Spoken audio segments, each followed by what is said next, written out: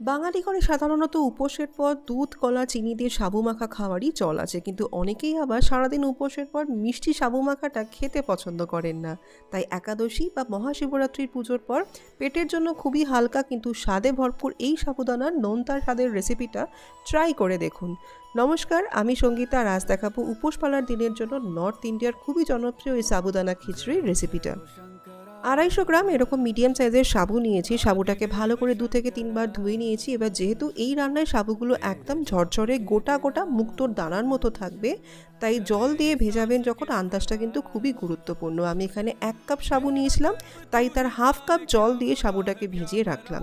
এর থেকে বেশি জল দেবেন না, তাহলে কিন্তু সাবু ঝরঝরে হবে না। এবার এটাকে ঢেকে 1.5 থেকে 2 ঘন্টার জন্য রেখে দেবো। 1.5 থেকে 2 ঘন্টা হয়ে গেছে, দেখুন সাবুও কিন্তু সুন্দর ফুলে গেছে আর বেশ ঝরঝরেও হয়েছে। কড়াতে অল্প ঘি গরম করে প্রথমে 1 মুঠো চিনেবাদাম ভেজে আমি তুলে নিয়েছি। এরপর আবারও একটু সাদা তেল আর ঘি গরম করে দিয়ে দিলাম গোটা জিরে ফোড়ন। এরপর দিয়ে দিচ্ছি কাঁচা লঙ্কা। এটা একটু ঝাল ঝাল টেস্টি খেতে হয় বলে প্রথমেই দিলাম আমি 4টে মিহি করে কোচানো কাঁচা লঙ্কা। এরই সাথে দিয়ে দিলাম ছোট ডুমো করে কেটে রাখা 2টো মিডিয়াম সাইজের আলু।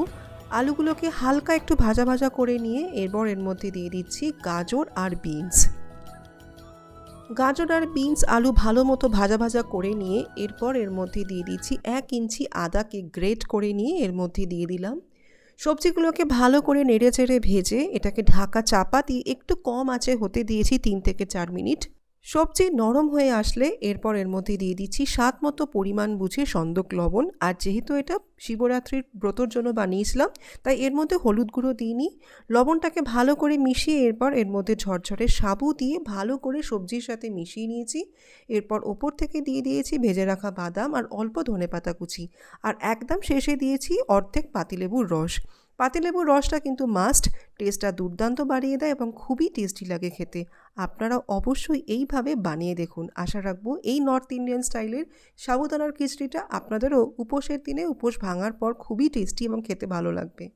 আজকের রেসিপিটা ভালো লাগলে কিন্তু প্লিজ এই ভিডিওতে লাইক শেয়ার, চ্যানেলটিকে সাবস্ক্রাইব করতে ভুলবেন না। Thanks for watching, by.